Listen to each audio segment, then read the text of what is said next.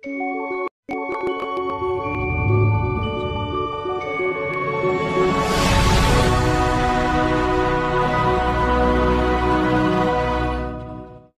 లేఖన భాగాన్ని మనం ధ్యానం చేసుకుందాం. 2వ దినవృత్తాంతములు గ్రంథము 7వ అధ్యాయము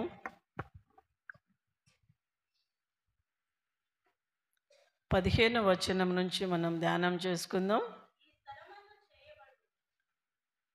ఈ స్థలమందు చెయ్యబడు ప్రార్థన మీద నా కనుదృష్టి నిలుచును, నా చెవులు దానిని ఆలకించును. నా పేరు ఈ మందిరమునకు నిత్యము ఉండునట్లుగా నేను దాని కోరుకొని పరిశుద్ధపరిచితిని. నా దృష్టియు నా మనస్సును నిత్యము దాని మీద ఉండును. చాలమ్మా, ప్రార్థన చేసుకుందాం. అందరూ కళ్ళు మూసుకునండి. ఎవ్వరు కూడా బయటకు వెళ్ళొద్దు. కొద్ది సమయం మన మనసులను ఆయన వైపు తిప్పుతూ ఆయన ఈరోజు మనతో మాట్లాడాలని మనం ప్రార్థన చేసుకుందాం. మహాపరిశుద్ధుడైన మా ప్రియ పరలోకపు తండ్రి, సర్వశక్తివంతుడా, సర్వాధికారి, పరిశుద్ధాత్మ దేవ, నమ్మదగిన తండ్రి, నీకు వందనాలు. మా జీవితాలలో త్వరగా నా ప్రభా, ఆయా దినములు గడుస్తున్న కొలది నా ప్రభా, సంఘాన్ని మా జీవితాలను కూడా మీరు నూతనపరుస్తూ బలపరుస్తున్న విధానం బట్టి మీకు వందనములు రాజా. ఈ 2వ మాసం మొదటి పునరుత్థాన దినం చిన్న మందగా చేరిన ప్రభా, నీ పాద సన్నిధికి వచ్చాము దేవా. నీ కృపా కనికరాలు మాతో ఉంచండి తండ్రి. దేవా నా తండ్రి, ప్రాముఖ్యముగా నా తండ్రి, మీరు మాట్లాడే ఈ సమయం తండ్రి, మీరు నిర్ణయించి నీ లేఖన భాగంలో నుండి ఆత్మదేవ మీరే మాట్లాడి మహిమ పొందండి. నిలబడ్డ నాలో ఏ జ్ఞానము లేదు తండ్రి, కేవలం నీ పాత్రగా నేను నిలబడి ఉన్నాను. ఆత్మదేవ సహాయం చెయ్యండి. నా నోటిని మీరే వాడుకొని మీ నామానికి మహిమ తెచ్చుకోండి. వినగల చెవులను, గ్రహించగల మనస్సును మా అందరికీ మీరు ప్రసాదించి మీ నామానికి మహిమ తెచ్చుకోమని నా ప్రియరక్షకుడైన యేసుక్రీస్తు నామమున ప్రార్థించి అడిగి వేడుకుంటున్నాను తండ్రి, ఆమేన్. దేవుని పరిశుద్ధ నామానికి వందనాలు. ఇక్కడ ఈ 2వ దినవృత్తాంత గ్రంథములో ఈ మాట మరి సొలొమోనుతో మరి దేవుడు మాట్లాడుతున్నాడు. ఈ మాటలు సొలొమోనుకు చెప్పాడు మందిరం కట్టమని. దేవుడు చెప్పిన ఏ విధంగా మందిరం కట్టాలో ఆయన నిర్ణయించిన ప్రకారము మరి సొలొమోను మందిరము కట్టాడు. మరి 7వ అధ్యాయము 1వ వచనంలో ఆ మాటలు చదివితే మనకు అర్థమవుతుంది. సొలొమోను తాను చేయి ప్రార్థనను ముగించినప్పుడు అగ్ని ఆకాశం నుండి దిగి దహన బలులను ఇతరమైన బలులను దహించెను. యెహోవా తేజస్సు మందిరము నిండెను. యెహోవా తేజస్సుతో మందిరము నిండినందున యాజకులు అందులోకి ప్రవేశింపలేకపోయిరి. అగ్నియు యెహోవా తేజస్సును మందిరము మీదికి దిగిరాగా చూచి ఇశ్రాయేలందరూ సాష్టాంగ నమస్కారము చేసి, యెహోవా దయాళుడు, ఆయన కృప నిరంతరం ఉండునని చెప్పి ఆయనను ఆరాధించి స్తుతించిరి. రాజును జనులందరూ యెహోవా ఎదుట బలులు అర్పించిరి. రాజైన సొలొమోను 20,000 పశువులను 1,20,000 గొర్రెలను బలులుగా అర్పించెను.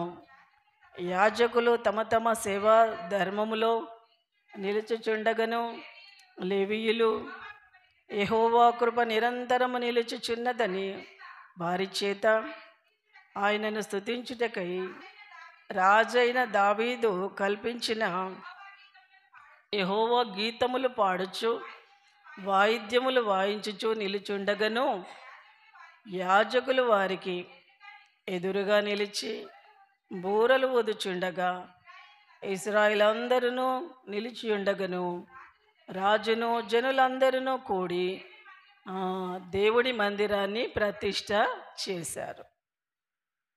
సొలొమోను ప్రార్థన ముగించిన తర్వాత దేవుడు తనతో మాట్లాడుతున్నప్పుడు ఆ మందిరం అంతా కూడా మహిమతో నింపబడింది, వెలుగుతో నింపబడింది, తేజస్సుతో నింపబడినప్పుడు అక్కడికి ఆ మందిరంలోనికి ఎవ్వరు కూడా, యాజకులు కూడా ప్రవేశించలేకపోయారు ఆ వెలుగును చూసి. మరి అప్పుడు అందరూ కూడా బిగ్గరగా దేవుణ్ణి స్తుతిస్తున్నారు. యెహోవా దయాళుడు, ఆయన కృప నిరంతరము ఉన్నది అని చెప్పి దేవుణ్ణి వాళ్ళు స్తుతిస్తూ ఉన్నారు. మరి తను 2000 పశువులు, 1,20,000 గొర్రెలు ఆ మందిరానికి బలి అర్పించడం జరిగింది. మరి ఈ విధంగా మందిరాన్ని ప్రతిష్ఠ చేసిన తర్వాత దేవుడు సొలొమోనుతో చెప్తున్న మాట ఏంటంటే, ఈ స్థలమందు చేయు ప్రతి ప్రార్థనను మీద నా కనుదృష్టి, ప్రతి మందిరం పైన దేవుని కనుదృష్టి ఉంటుంది. మనము చాలాసార్లు మనుషులలో ఏం ఆలోచిస్తాము అంటే, ఎందుకు వెళ్ళాలి మందిరానికి, ఇంట్లో కూర్చుంటే మనం సరిపోదా అని మనం చాలాసార్లు ఆలోచిస్తూ ఉంటాం. మరి ఇక్కడ దేవుడు మరి పాత నిబంధనలో అంతా కూడా తను స్వరము ద్వారా మాట్లాడాడు. మరి మోషేతో అయితే ముఖాముఖిగా మాట్లాడాడు. మరి దావీదు నా హృదయానుసారుడు అని చెప్పాడు. మరి ఇక్కడ సొలొమోనుకి ఒక మందిరం కట్టమంటున్నాడు. అంటే రాబోయే తరానికి జరగబోయే సంగతులు తెలియడానికి ఆయన మరి రెండో పేతురులో చెప్తున్నాడు, యాజకులను మరి కాపర్లను వీళ్ళందరినీ కూడా నియామకం ఉంది.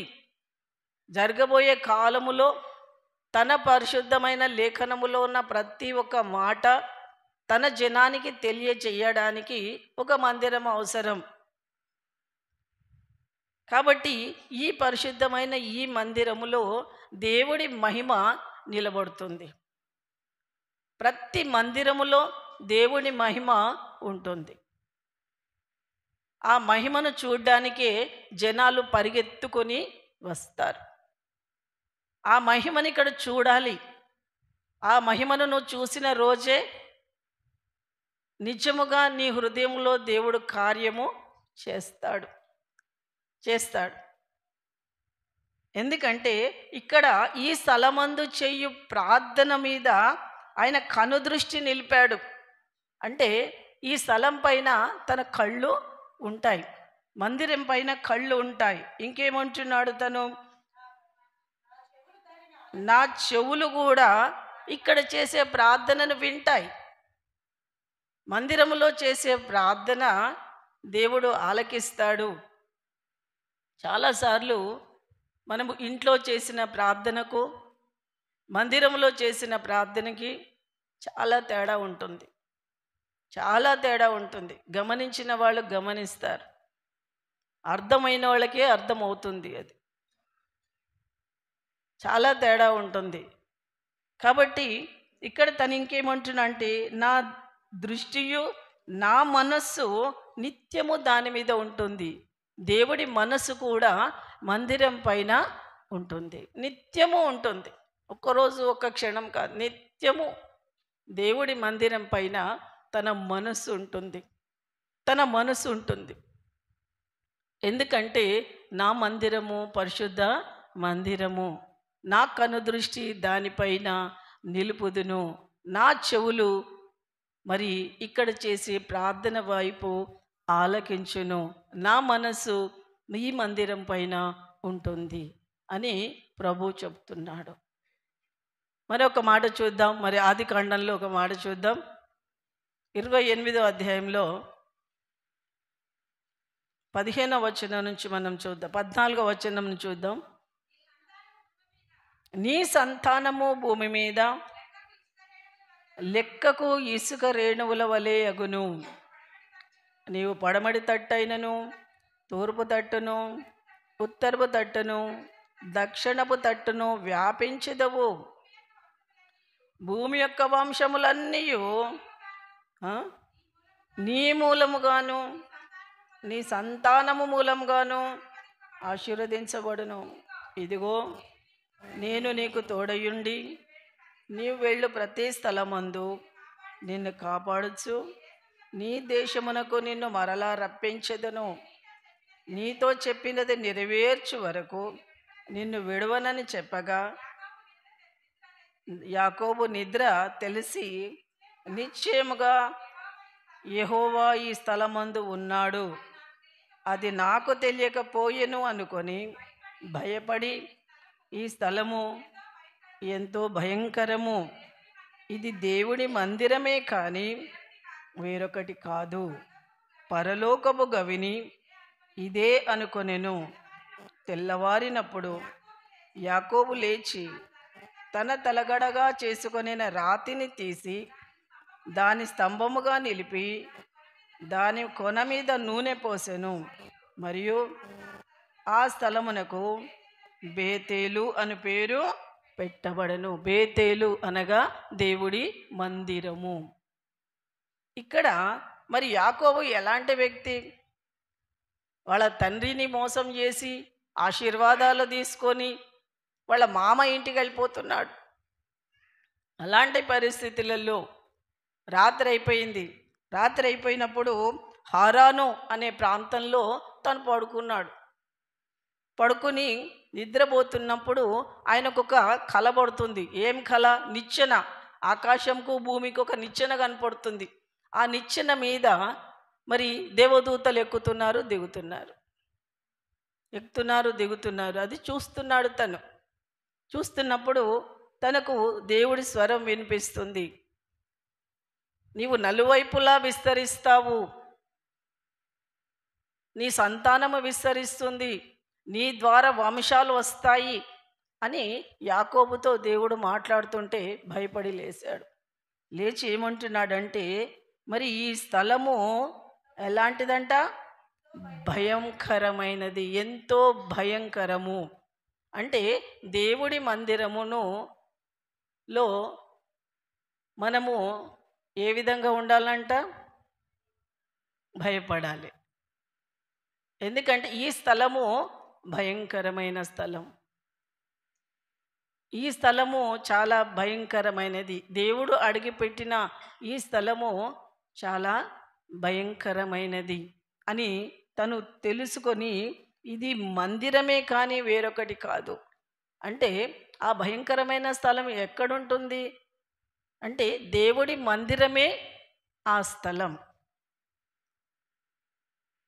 ఒకప్పుడు మన సంఘం గురించి ఒక సాక్ష్యం చెప్తాను మీకు. ఇంతకుముందు పాత మందిరం ఉండింది. ఆ మందిరం కట్టినప్పుడు ఈ చుట్టుపక్కల ఎక్కడ ఇళ్ళు లేవు, ఇళ్ళు లేవు, కరెంటు లేదు, రోడ్డు లేవు. ఒక్కటే, ఇది ఒక్కటే మందిరం ఉంది ఇక్కడ. మేము చాలా భయపడుతున్నాం, చాలా భయపడుతున్నాం. అరే ఏ దొంగలు వస్తారు, ఏవో చిన్న చిన్న ఐటమ్స్ ఉంటాయి కదా, అప్పుడు అంత పెద్దగా లేవు మనకి ఏమి కూడా. తాళాలు బగలగొట్టేసి ఏం ఎత్తుకపోతారో ఏమో అని అనుకున్నాం. అనుకొని ఒక ముసలాయనని ఇక్కడ కావలు పెట్టాం. అయ్యా ఉదయం అంతా నువ్వు పని చేసుకో, రాత్రి వచ్చి ఇక్కడ పడుకో అని చెప్పి కావలు పెట్టాం. ఆయనని ఒక 500 ఇస్తా అని చెప్పాం. సరే అన్నాడు. వచ్చి మందిరంలో పడుకున్నాడు. మొదటి రోజు తన శరీరం అంతా దురద, భయంకరమైన దురద వస్తుందంట.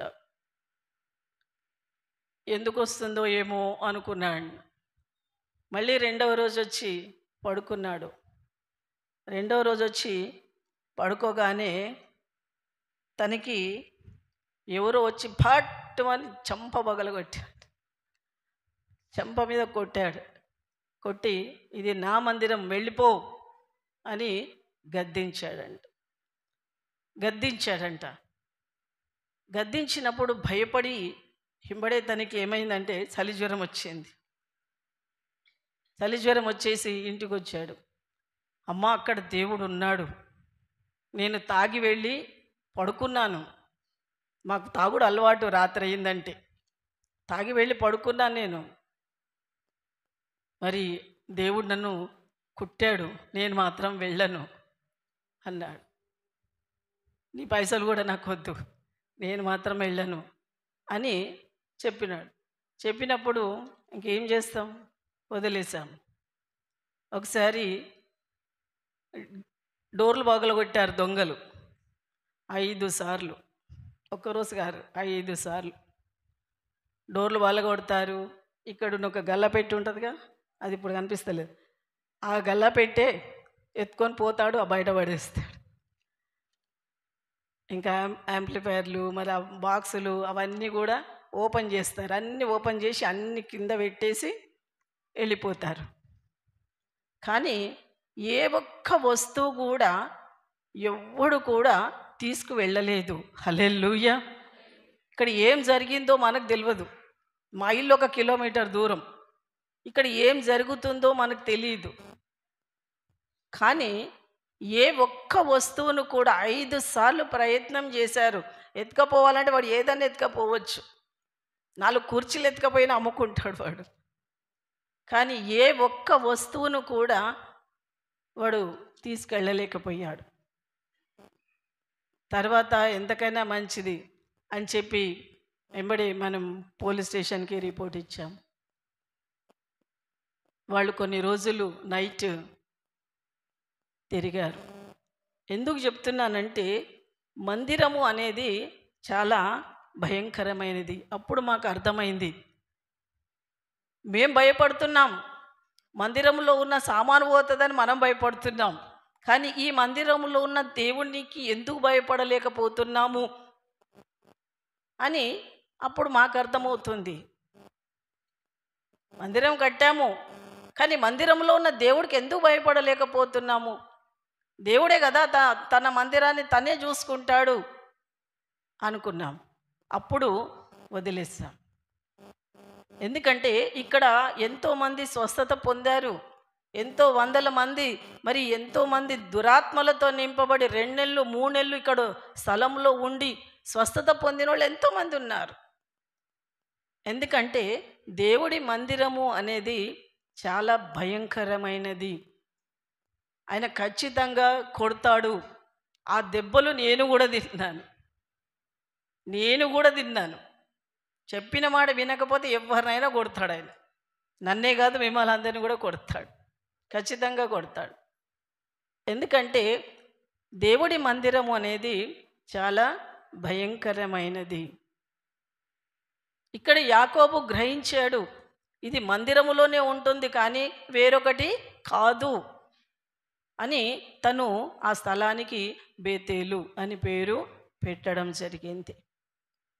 ఎందుకంటే ఇక్కడ మందిరములో తన మనస్సు ఉంటుంది. ఇక్కడ దేవుడి మనస్సు ఇక్కడ ఉంటుంది, దేవుడి కనుదృష్టి ఇక్కడ ఉంటుంది. దేవుని ఆశ, ఏ ఆశ? నా బిడ్డలు వస్తారు, ఎలాంటి మనసుతో వస్తారో. ఈరోజు ఆరాధన పశ్చాత్తాపంతో ఆరాధన చెయ్యాలని చెప్పారు. ఎంతమంది పశ్చాత్తాప ఆరాధన చేస్తారు? ఎంతమంది నిజముగా తన జీవితంలో ఉన్న బలహీనతలన్నీ ఒప్పుకుంటారు? దేవుడి ఆత్మ కార్యం నీలో జరిగితేనే అది జరుగుతుంది. నిన్ను నీకై దేవుడు, పరిశుద్ధాత్మ దేవుడు నిన్ను ఒప్పించాలి. పరిశుద్ధాత్మ దేవుడు ఎప్పుడు నీతో ఉంటాడో అప్పుడు పాపమును గూర్చి, నీతిని గూర్చి ఒప్పింప చెయ్యబడును. ఎవరైతే పరిశుద్ధాత్మతో ఒప్పింపబడతారో వాళ్ళే దేవుడితో సహవాసంలో ఉన్నారు అనడానికి రుజువు అది. అందుకే ప్రతి ఒక్కరూ నేను గత వారంలో యూట్యూబ్లో కూడా ఒకటి పెట్టాను. అందరు పరలోక రాజ్యానికి లైన్ కట్టారు. చూడండి ఎంతమంది దగ్గర ఉందో తెలియదు అది. ఎందుకంటే ప్రతి ఒక్కరము కూడా దేవుడి మందిరంలో దేవుడి ఆత్మను పొందుకోవడానికే మనం ఇక్కడికి రావాలి. మరి ఇక్కడ సొలొమోనుకు ఒక మాట చెప్తున్నాడు. 12వ వచనంలో ఒక మాట చదువుదాం.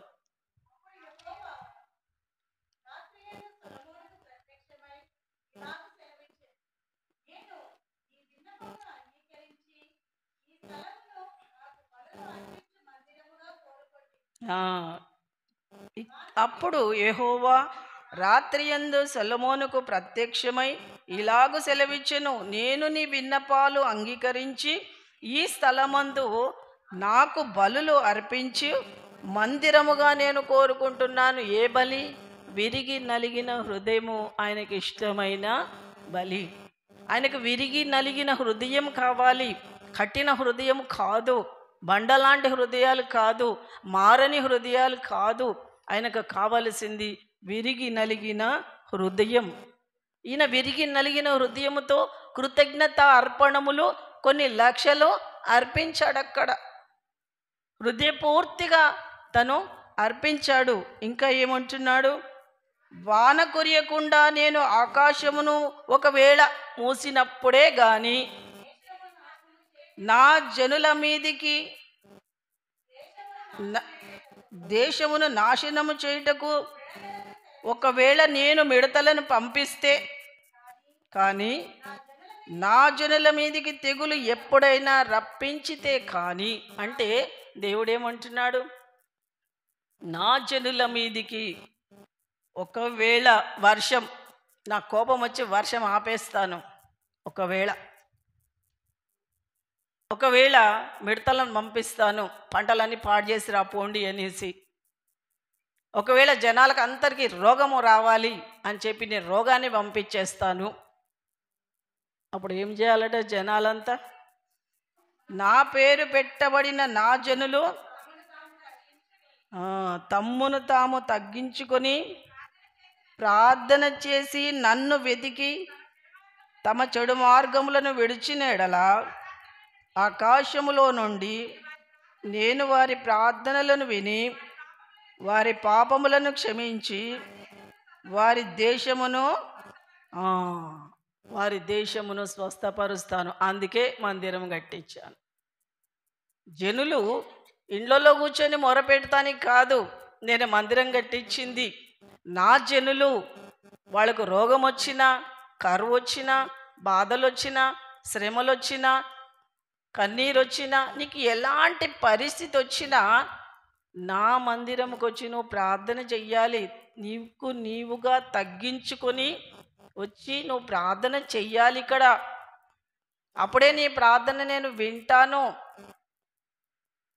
అది ఆయన కోరుకుంటున్నాడు.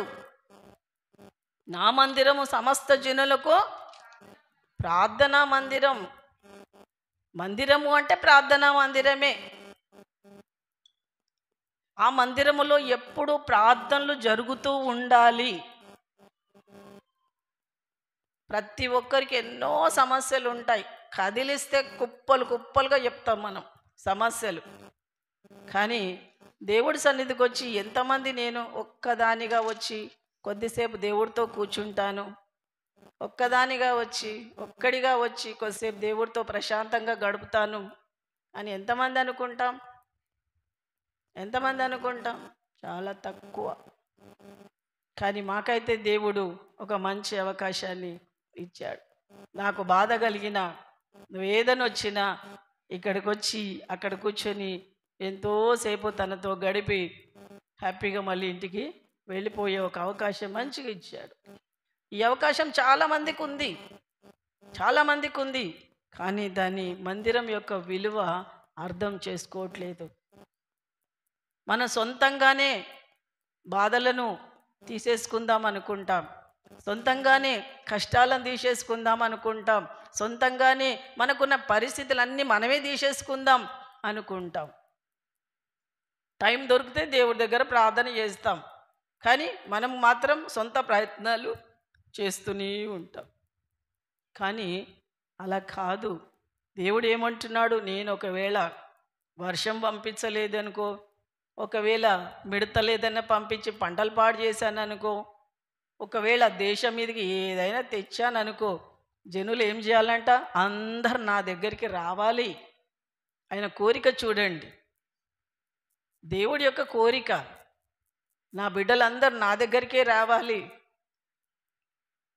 నా బిడ్డలు నా దగ్గరికి వచ్చి తన్ను తాను తగ్గించుకొని వారి పాపాలను ఒప్పుకొని నాకు మొరపెట్టాలి. ఒక తండ్రి బిడ్డలు తప్పు చేసినప్పుడు గద్దిస్తాడు. గద్దించినప్పుడు పిల్లలు కోపంగా వెళ్ళిపోతారు, బయటకు వెళ్ళిపోతారు. అవసరమే లేదు నాకు, నువ్వు తండ్రివే కాదు అని చెప్పి కోపంతో వెళ్ళిపోతారు కదా, వెళ్ళిపోతారు. మళ్ళీ బయట వాళ్ళకు కూడా అన్నీ చెప్పుకుంటాం, మా తండ్రి మంచోడు కాదు, మా తల్లి మంచిది కాదు, మమ్మల్ని చూడరు, ఇలాంటి ఎన్నో చెప్పుకుంటూ ఉంటారు. వాళ్ళ హృదయంలో తప్పిపోయిన కుమారులాగా పశ్చాత్తాపం వచ్చిందనుకోండి, తిరిగి వస్తాడు. తిరిగి వచ్చి తండ్రికి ఏం చెప్తాడు? సారీ డాడీ, సారీ మమ్మీ, నేను తప్పు చేశాను, నన్ను క్షమించు అని అడుగుతారా లేదా? హల్లెలూయా, అడుగుతారు. తండ్రి ఏం ఎదురు చూస్తున్నాడు?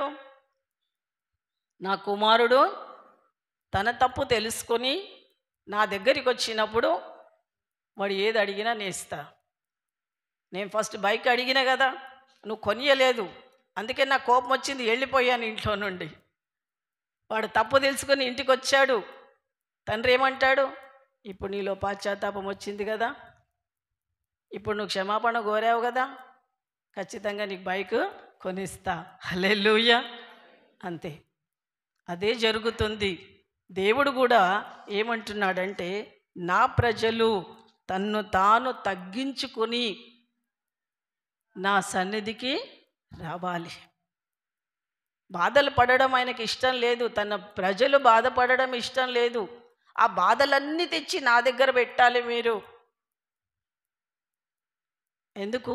నా కనుదృష్టి ఈ స్థలములో ఉన్నది, మీ ప్రార్థనలు నేను వింటున్నాను. కొంతమంది ఎలా ఉంటారంటే శాస్త్రులు పరిసయ్యులాగా ఉంటారు. వాళ్ళ ప్రార్థనలు అలా ఉంటాయి, గంభీరమైన ప్రార్థనలు అన్నట్టు అవి. చూద్దాం ఒక ప్రార్థన. లూకాసు వార్త 18వ అధ్యాయంలో ఒక మాట చూద్దాం, 10వ వచనంలో.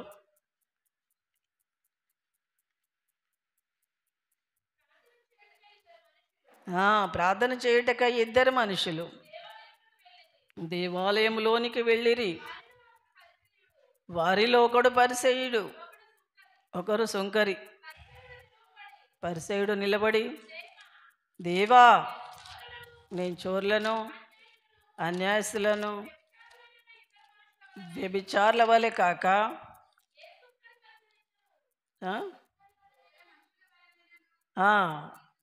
ఈ సుంకరి వలనైనను ఉండనందుకు నీ కృతజ్ఞతలు చెల్లించుచున్నాను. వారమునకు 2 మారులు ఉపవాసం చేయించు నా సంపాదన అంతటిలో 10వ భాగం చెల్లించుచున్నానని.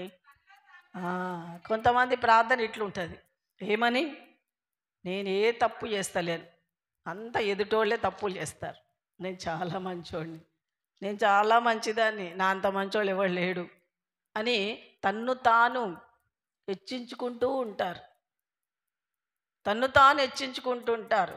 నాకేంటి, నేను ఏ తప్పు చెయ్యట్లేదు అని చెప్పి, ఒక చోరీని కాదు, అన్యాయం చేయట్లేదు, వ్యభిచారం చేయట్లేదు, దొంగతనం చేయట్లేదు, నేను ఏం చేస్తలేను, నేను వారంకు 2 సార్లు ఉపవాసం ఉంటున్నాను, గొప్పగా గంటల తరబడి ప్రార్థన చేస్తున్నాను, నాకేంటి అని తన్ను తాను విర్రవీగుకునే వాళ్ళు కూడా ఈ లోకంలో చాలామంది ఉన్నారు. చాలామంది ఉన్నారు, గొప్పగా తన్ను తాను చెప్పుకుంటారు. కానీ ఇక్కడ ఒక సుంకరి ఏం చేశాడు? సుంకరి దూరముగా నిలుచుండి ఆకాశం వైపు కన్నులెత్తి చూచుటకు ధైర్యము చాలక రొమ్ము కొట్టుకొనుచు, దేవా, పాపినైన నన్ను కరుణించమని పలికెను. అతని కంటే ఇతడు నీతిమంతుడిగా తీర్చబడి తన ఇంటికి వెళ్ళనని మీతో చెప్పుచున్నాను. తన్ను తాను హెచ్చించుకొనివాడు తగ్గించబడుననియు, తన్ను తాను తగ్గించుకొనివాడు హెచ్చింపబడునని చెప్పాను. చూడండి, ప్రార్థనలోనే తేడాలు కదా, ప్రార్థన చెయ్యడంలోనే తేడాలు. ఎప్పుడు ఎదుటివాడు మంచోడు కాదు అని ఎప్పుడైతే నీ హృదయంలో ఉంటుందో భయంకరమైన పాపివి నువ్వే. నువ్వు ఏం చెయ్యకున్నా సరే, ఏ తప్పు చెయ్యకున్నా సరే, కానీ పాపులలో ప్రథముడవు నువ్వే, ప్రథమురాలివి నువ్వే. ఎందుకంటే నీలో అహంకారం అనేది నింపబడి ఉన్నది. కానీ ఇక్కడ మరి సుంకరి కూడా ఏ పాపం చేయకపోవచ్చు, కానీ తను అనుకుంటున్నాడు తను జన్మతః పాపిని, నేను నా తల్లిదండ్రులు పాపం చేస్తే నేను పుట్టాను, కొత్తగా నాకు పాపం రావాల్సిన అవసరం లేదు. కానీ జన్మతః నా పుట్టుకలోనే పాపం ఉంది. ఆకాశం తట్టు, ఆకాశం నీది, భూమి నీది. మరి అటువైపు నేను చూసి ప్రార్థన చేయడానికి కూడా నాకు శక్తి సరిపోతలేదు అని చెప్పి తన్ను తాను తగ్గించుకొని రొమ్ము కొట్టుకుంటూ తను ఏం చేస్తున్నాడు? ప్రార్థన చేస్తున్నాడు. ఈ ఇద్దరి ప్రార్థనలో తేడా చూడండి కదా, ఎంత తేడా ఉంది. ఎవరైతే హెచ్చింపబడతారో, హెచ్చుగా ఉంటారో, హెచ్చైన మాటలు, హెచ్చైన ఆలోచనలు, హెచ్చుగా వారి బిహేవియర్ కనబడుతూ ఉంటుందో ఖచ్చితంగా వాళ్ళు మనుషుల మధ్యలో, దేవుడి మధ్యలో తగ్గించబడతారు. నేను హెచ్చు అని ఎప్పుడైతే అనుకుంటామో వాడు ఖచ్చితంగా తగ్గించబడతారు. చాలామంది పాస్టర్స్, మేము మీటింగ్స్కి వెళ్తాను, నేను చాలా మీటింగ్కి వెళ్ళినప్పుడు చాలామంది పెద్ద పెద్ద పాస్టర్లు కనపడుతూ ఉంటారు, గొప్పగా మాట్లాడుతూ ఉంటారు. నేను మౌనంగా ఉంటాను. వాళ్ళు అంటారు, మీకు ఇంత పెద్ద చర్చ్ ఉంది, ఇంతమంది వస్తారు, ఇంత పెద్ద ఇల్లు కట్టుకున్నావు, మరి మీరు ఎక్కడ కూడా అట్లా కనపడరు ఎందుకు అంటారు. నేను అంటాను, ఎవరిదది? నాది కాదు కదా. నాదైతే నేను గర్వంగా ఉంటాను, నాది కాదు కదా. కేవలం ఒక పాత్రగానే మేము ఉన్నాము, కానీ నాది కాదు, ఏది కూడా నాది కాదు. గర్వపడవలసిన అవసరం కూడా మాకు లేదు. ఒక పాస్టర్ అంటారు, ఒక సండే మా దగ్గర వచ్చి వాక్యం చెప్పండి, అయినా మేము పరిచయం చేసేంత గొప్పవాళ్ళం కాదు అంటాడు. ఎందుకంటే వాళ్ళల్లో అలా ఉంటుంది. కానీ నాకు తెలుసు ఏంటంటే ఎంతగా మనము తగ్గించుకుంటామో అంతగా హెచ్చింపబడతాము. కాబట్టి ఇక్కడ మనకు దేవుడు ఏది ఇచ్చినా, మనకు చదువు ఇచ్చినా, ఐశ్వర్యం ఇచ్చినా, అందం ఇచ్చినా, మరి నీకు ఎంత ఇచ్చినా కూడా అది దేవుడిచ్చిందని గుర్తుపెట్టుకో. అది దేవుడే ఇచ్చాడు. నీకు సంపాదన కూడా దేవుడే ఇచ్చాడు. నువ్వు ఐశ్వర్యవంతుడిగా ఉండడానికి దేవుడు నిన్ను పిలుచుకున్నాడు. అది అంతా దేవుడిచ్చినదే. నీకై నువ్వు స్వతహాగా సంపాదించింది ఏమీ లేదు. నేను పాపిని అని గుర్తుపడితే చాలు. నేను పాపిని, నాది ఏమీ లేదు దేవా, నీ సన్నిధిలో ఒట్టి పాత్రగా ఉన్నాను నేను.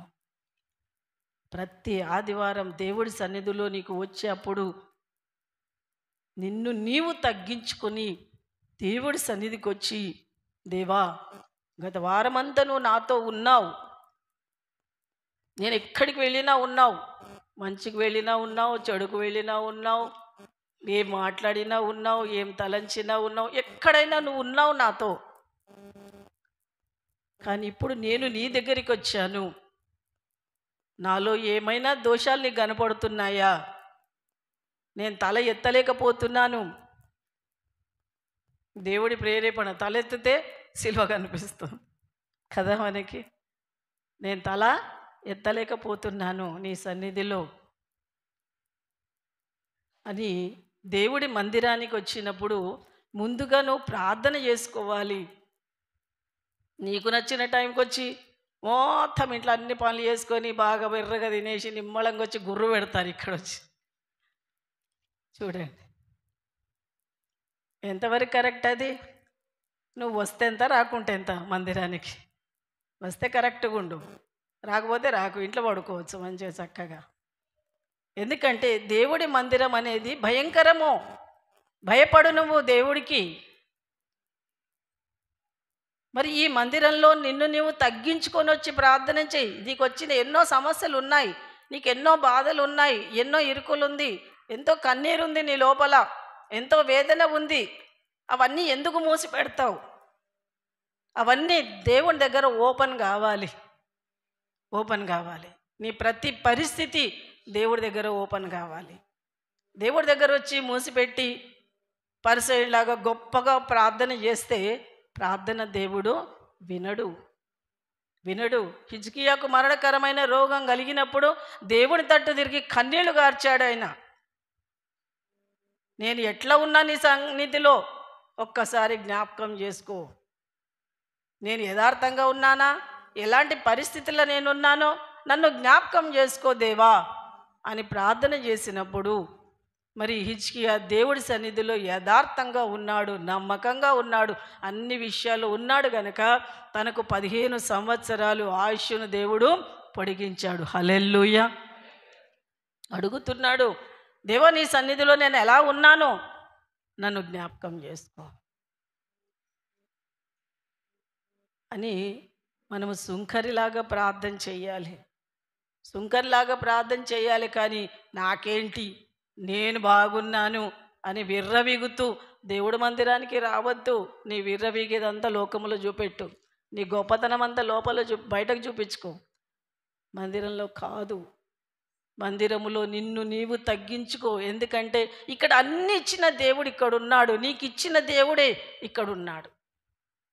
ఆయన మహిమ ఐశ్వర్యం కలిగిన దేవుడే ఈ మందిరంలో ఉన్నాడు. ఆయన దగ్గరకు వచ్చే నువ్వు చూపించుకుంటే, అరే నేను ఇచ్చిందే కదా, నేను ఇచ్చిందే నువ్వు నా దగ్గరకు వచ్చి చూపిస్తావా అంటాడా? అనడా?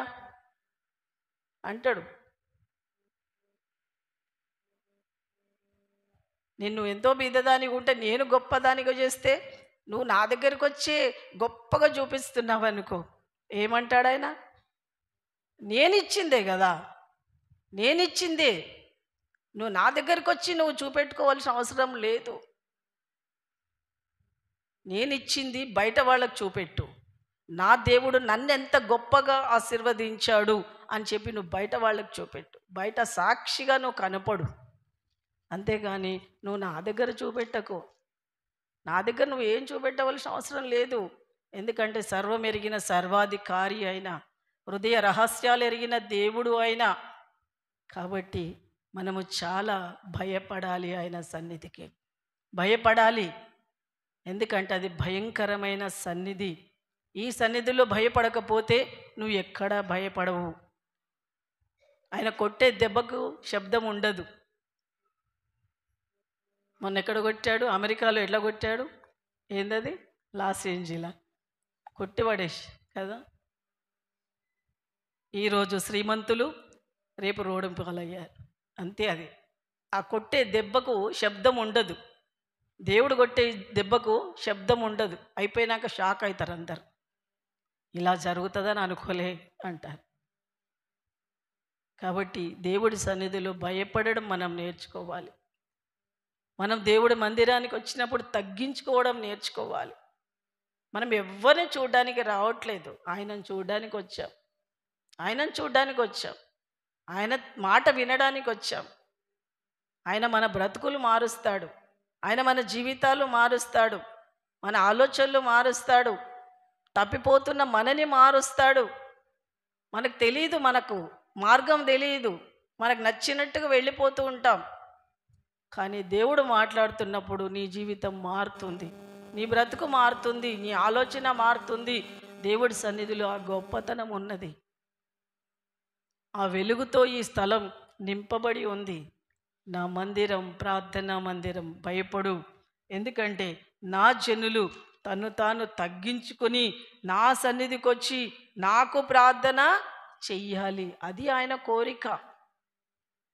నీకు నచ్చిన టైంకి వచ్చి నువ్వు ప్రార్థన చేయడం కాదు, నీ నీ బాధల్లో ఉన్నప్పుడు పరిగెత్తుకొని ఎక్కడికి వెళ్ళడం కాదు, ఆయన మందిరానికి వచ్చి ప్రార్థన చేయి. ఆయన మందిరానికి వచ్చి ప్రార్థన చేయి. ఆ మాట చూద్దాం. ఒక మాట హగ్గయి గ్రంథంలో, హగ్గయి 2వ అధ్యాయము 9వ వచనం చూద్దాం.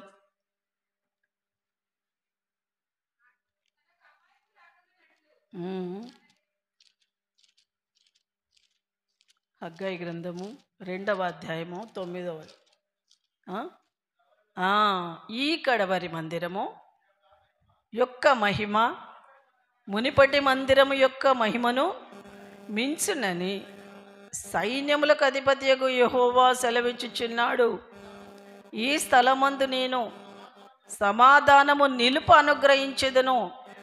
ఇదే సైన్యములకు అధిపతియగు యెహోవా వాక్కు. ఈ స్థలమందు కడవరి మందిరం, సొలొమోను కట్టిన మందిరము కాదు, ఇప్పటి మందిరము. రోజు రోజుకి దేవుడి మహిమతో నింపుతాను.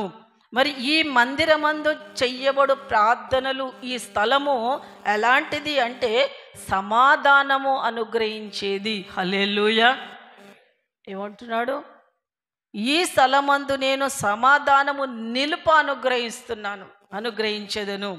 అంటే ఈ స్థలములో దేవుడి దగ్గరకు వచ్చి నువ్వు తన్ను తాను తగ్గించుకొని ప్రార్థన చేసినప్పుడు దేవుడు ఏమిస్తాడట? నీకు సమాధానం ఇస్తాడు.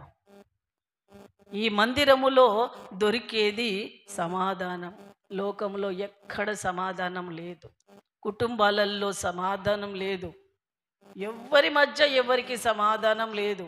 కేవలం నటిస్తున్నారు, ఒకరికి ఒకరు అవసరతల కోసమే ఉంటున్నారు తప్ప నిజమైన సమాధానం, నిజమైన ప్రేమ అనేది ఈ లోకములో లేదు. పిల్లల మధ్య లేదు, పెద్దవాళ్ళ మధ్య లేదు, లోకములో ఎక్కడా లేదు. ఆ సమాధానము ఆ యేసయ్య యొక్క పాదాల చెంతనే మనకు దొరుకుతుంది.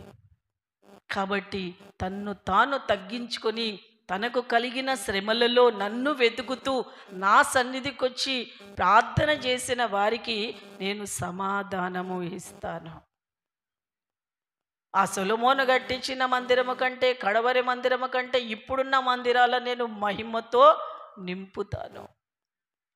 ఆయన మహిమతో నింపే దేవుడు ఆయన. యెషయా గ్రంథం 59వ అధ్యాయం 1వ వచనంలో అంటాడు, రక్షింపనేరకుండునట్లు యెహోవా హస్తము, చిన్నది కాదు నా చెయ్యి, విననేరకపోతానికి నా చెవులేం చిన్నవి కావు. మీ దోషములు మీకును నాకును అడ్డముగా ఉన్నాయి కనుక చదవండి, మీ పాపములు ఆయన ముఖమును మీకు మరుగుపరచెను గనుక ఆయన ఆలకించక ఉన్నాడు. ఏం పాపం ఉందో మన లోపల, ఆయనకు మనకి అడ్డముగా ఏది ఉన్నదో అది ఎవరిది వాళ్ళకే తెలుస్తుంది. అది తీసేయమంటున్నాడు. అది తీసేయి. నీకు అడ్డుగా ఏది ఉంది, దేవునికి నీకును దూరం చేసేది ఏది ఉందో, నీవు చేసే ప్రార్థన ఆయన సన్నిధికి ఏది చేరలేకపోతుందో, నువ్వెంత ప్రార్థన చేసినా నీకు ఏది దొరకట్లేదో, కొంతమందికి ఎంతనైనా ఉండని సమాధానం ఉండదు, కంటి నిండా నిమ్మళంగా నిద్రపోరు. ఎందుకు అంటే ఏదో వెలితి, అన్నీ ఉన్నాయి కానీ మనసు సంపూర్ణంగా సంతోషంగా సమాధానంగా లేదు. అంటే మనలో ఇంకా ఏదో దేవునికిని మానవునికిని మనకు ఏదో అడ్డం ఉంది. ఆ అడ్డం ఉన్నదే ఏమంటున్నాడు? తీసివేయి.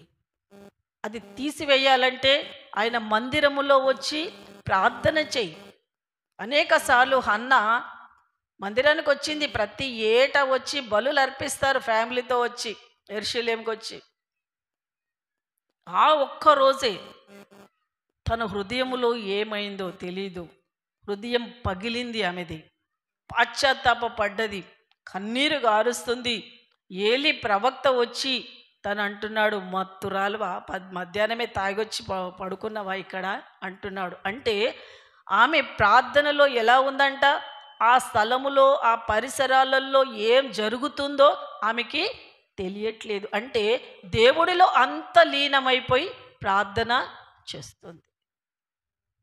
అంటే తన్ను తాను తగ్గించుకొని తన ప్రతి పాపమును దేవుడి దగ్గర ఓపెన్ చేసేసింది. అన్ని నోటితో ఒప్పుకుంటూ తన ప్రతిదీ కూడా దేవుడి సన్నిధిలో ఒప్పుకుంటూ తను లీనమైపోయింది, దేవుడిలో లీనమైపోయింది. అప్పుడు ఏలి అర్థమైంది, ప్రవక్తకి అర్థమయ్యింది, నీ ప్రార్థన దేవుడు అంగీకరించాడు. వచ్చే సంవత్సరం వరకు నీకు ఒక కుమారుడు కలుగుతాడు. ఎలా ఫెడప్ అయిపోయిందంటే, ఒక్కడిని నాకు ఇయ్యు, వాడిని నీకే ఇస్తా అంటే తన మీద పడుతున్న నిందను తను భరించలేకపోయింది. భరించలేక తను దేవుడి సన్నిధిలో భయంకరంగా మొరపెట్టింది. ప్రతి ఏడు వచ్చింది. మరి ఆ ఒక్కరోజే తన హృదయములో దేవుడు కార్యము చేశాడు. అది మందిరములో ఉన్న గొప్పతనం, అది మందిరములో ఉన్న మహిమ. ఆ మహిమను మనం గుర్తుపట్టాలి. ఇంట్లో కూర్చొని ఇట్లయింది, అట్లయింది, ఇట్లుంది, అట్లుంది అంటే ఎవడింటాడు?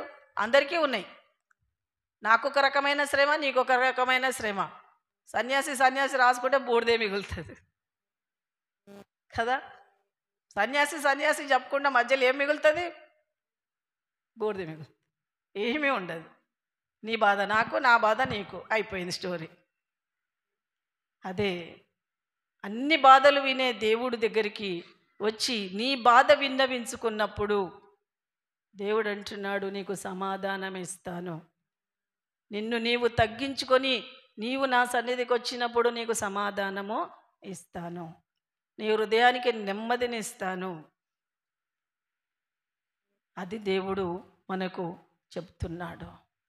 ఆ సమాధానమే ఈరోజు మన జీవితాలలో లేదు. నా చెవులేమి చిన్నవి కావు, నా చేతులేమి చిన్నవి కావు నిన్ను ఆదుకోకపోవటానికి, కానీ నీ పాపములు నీకు నాకు అడ్డముగా వచ్చాయి గనక నీ ప్రార్థన నేను వింటలేను. నీకొచ్చే బాధలో నువ్వేమడు, నాకు సంబంధం లేదు, నాకు సంబంధం లేదు. లేదా నువ్వు నాకొచ్చి చెప్పావో అవన్నీ నేను తీసుకొని నీకు సమాధానము ఇస్తాను.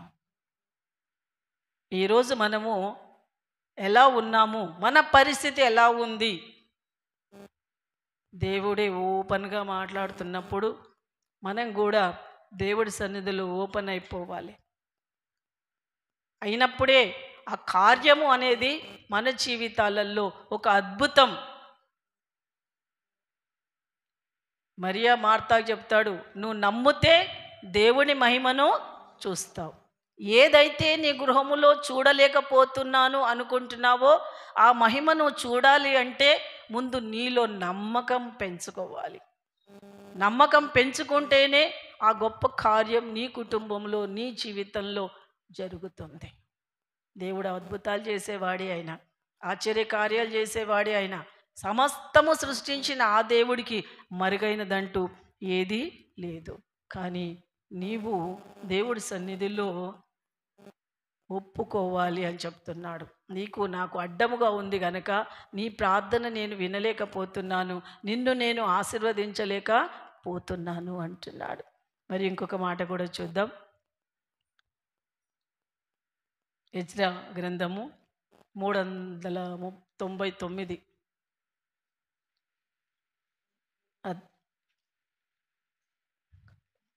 ఎజ్రా గ్రంథము 10వ అధ్యాయము 1 నుంచి 2 వచనాలు చదువుకుందాం. ఎజ్రా ఏడ్చుచు దేవుడి మందిరము ఎదుట సాష్టాంగపడుచు పాపమును ఒప్పుకుంటూ ప్రార్థన చేసెను. ఇశ్రాయేలులో పురుషులు, స్త్రీలు, చిన్నవారు మిక్కిలి గొప్ప సమూహముగా అతని యొద్దకు కూడి వచ్చినప్పుడు అందరూ ఏడవగా, ఎలాము కుమారులలో ఒకడు యెహీయేలు కుమారుడును షెకన్యా ఎజ్రాతో ఇట్లా నేను, మేము దేశము అందుండు అన్యజనులలో నుండి స్త్రీలను పెళ్లి చేసుకుని మా దేవుని దృష్టికి పాపం చేశాం చాలమ్మా. ఇక్కడ ఎజ్రా ఏడుస్తున్నాడు. వాళ్ళు ఇశ్రాయేలును దేవుడు ఎంతగా ఆశీర్వదించాడు, కానీ వాళ్ళు ఏం చేశారంటే అన్యజనులను పెళ్లి చేసుకున్నారు. అన్యజనులను పెళ్లి చేసుకున్నారు. వాళ్ళు అన్యజనులను పెళ్లి చేసుకుంటే పాపం చేశారు. ఎజ్రా ఏడుస్తూ మందిరంలో ఉన్నప్పుడు వాళ్ళు కూడా ఆయన దగ్గరికి వచ్చి పాపాన్ని ఒప్పుకుంటున్నారు. మేము అన్యజనులను పెళ్లి చేసుకున్నాము, మేము చెయ్యకూడని తప్పులు మేము చేశాము అని దేవుడి మందిరంలోకి వచ్చి వాళ్ళు ఏడుస్తున్నారు. ఈరోజు మనము కూడా దేవుడి సన్నిధిలో ఏడవలసిన టైము వచ్చింది, ఒప్పుకొనవలసిన టైము వచ్చింది. ఎందుకంటే ఎవరము ఉంటామో ఎవరం పోతామో దేవుడి రాకడ అనేది చాలా సమీపముగా ఉందని అందరికీ తెలుస్తుంది. పరిస్థితులు మారుతున్నాయి, ప్రేమలు అనేది చల్లారిపోతున్నాయి. మరి యుద్ధాలు మొదలయ్యాయి, భూకంపాలు మొదలయ్యాయి, అగ్ని పర్వతాలు బద్దలవుతున్నాయి. మరి క్రైస్తవుల మీద నిందలు మొదలయ్యాయి, అబద్ధ బోధకులు వచ్చారు. మరి దేవుడు చెప్పిన ప్రతీది నా రాకడలో ఇవన్నీ వస్తాయి అని చెప్పినప్పుడు అన్నీ వచ్చాయి. దేవుడి రాకడ ఒక్కటే ఉంది. ఎందుకు ఆపుతున్నాడు ఆయన? ఏ ఒక్కరూ నశించుట ఆయన చిత్తము కాదు. ఒక్కరు నశించిపోవద్దు. తాను ఏర్పాటు చేసుకున్న జనులు తన్ను తాను తగ్గించుకొని నా సన్నిధిలో ప్రార్థన చేస్తారా? ఆయన చూస్తున్నాడు. దివారాత్రములో తను మొరపెట్టినప్పుడు నేను మొర వింటాను, వాళ్ళ కోసమే కదా నేను ఆలస్యం చేస్తున్నాను అంటే ఎందుకు ఆలస్యం చేస్తున్నాడు? నా ప్రజలు ఏ ఒక్కరు నశించిపోవద్దు, ఇంకా నన్ను వెతికి నా వైపు తిరుగుతారేమో అని చెప్పి తను ఆలస్యం చేస్తున్నాడు. ఇది ఒక మంచి అవకాశం. టకా టకా టకా టక పురుగులాగా వెళ్ళిపోతున్నారు, కూడా చనిపోతున్నారు. చావుకు చిన్న లేదు పెద్ద లేదు, ఎట్లా వెళ్ళిపోతున్నారో కూడా తెలియట్లేదు. చనిపోయే ముందు మనము మన హృదయాన్ని ఏం చేయాలంట? సెట్ చేసుకోవాలి, క్లీన్ చేసుకోవాలి. అంతే, చేసుకోవాలి. అంటే ఎప్పుడు పోతామో తెలియదు కాబట్టి రోజు క్లీన్ చేసుకోవాలి. రోజు మన హృదయాన్ని చేసుకోవాలి. ఎందుకంటే ఆయన మందిరములో సమాధానకర్త. ఆయన మందిరములో సమాధానం ఇస్తాడు.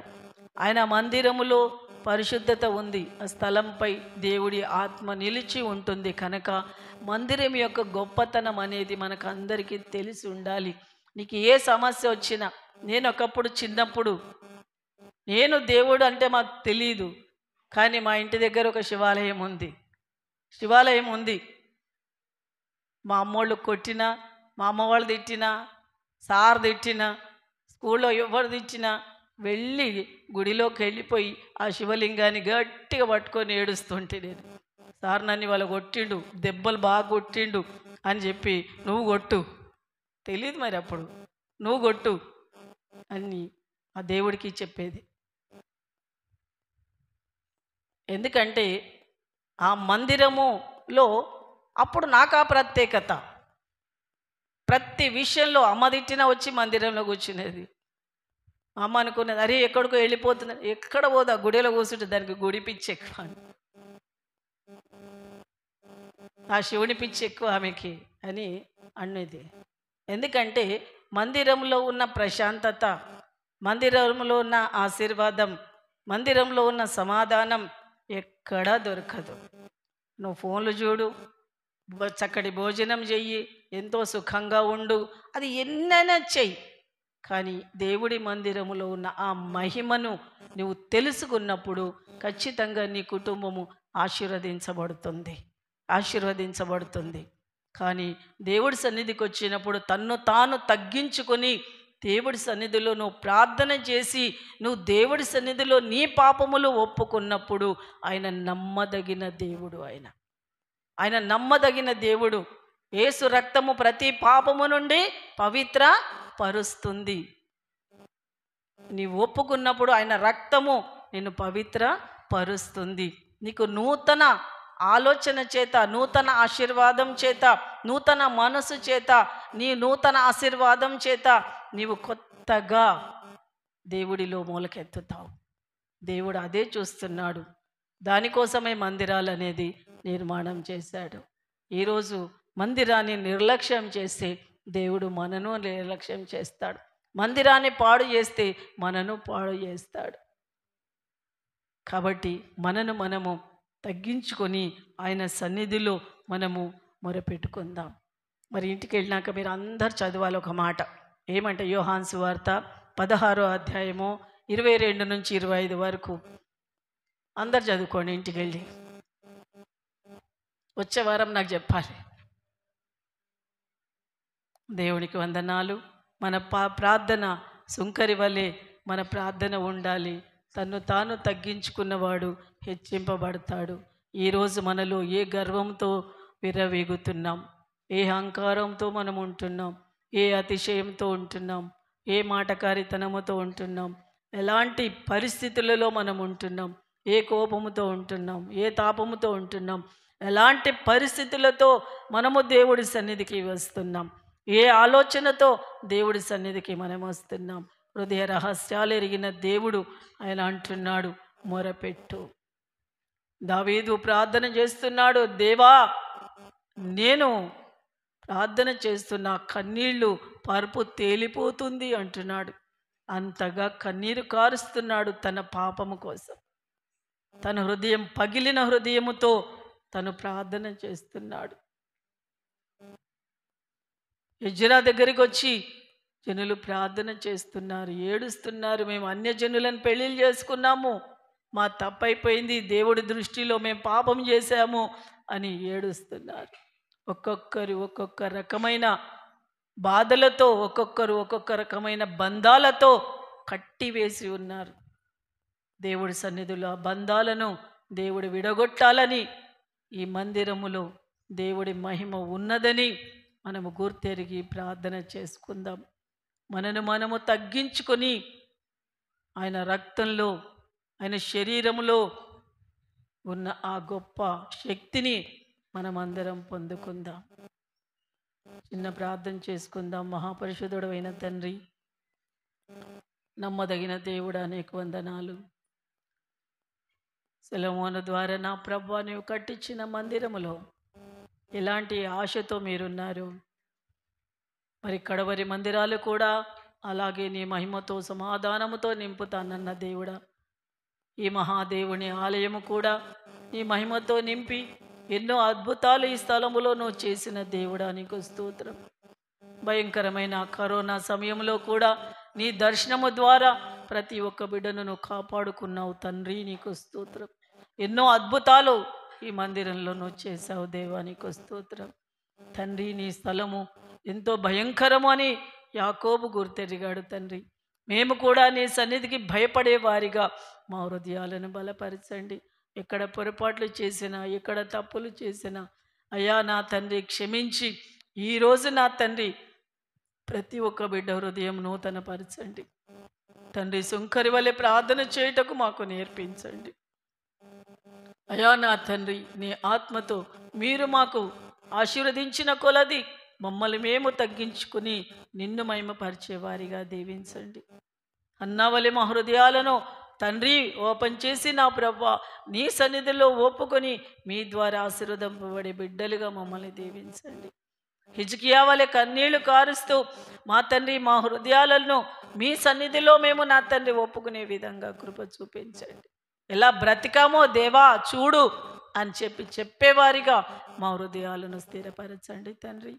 దేవా, నువ్వు చూస్తున్నావు, ఈ మందిరం పైన నీ కనుదృష్టిని నిలిపిన దేవుడవు తండ్రి నువ్వు. తండ్రి, ఈ మందిరం పైన నా తండ్రి నువ్వు కనికరం చూపించే దేవుడవు తండ్రి. ఈ మందిరం పైన నా తండ్రి నీ సమాధానం ఇచ్చే దేవుడవు తండ్రి. ఈ మందిరం పైన నీ మనసు నుంచిన దేవుడవు తండ్రి. పరిశుద్ధాత్మ దేవుడా, ఇంతవరకు నువ్వు మాట్లాడిన ప్రతి ఒక్క మాట ప్రతి ఒక్క బిడ్డ హృదయములో సిద్ధించునుగాక. జీవము గల రాజ్య, నీకే మహిమ, నీకే ఘనత, నీకే సమస్తము అప్పగిస్తూ యేసు నామమున అడిగి వేడుకుంటున్నాను తండ్రి. ఆమేన్.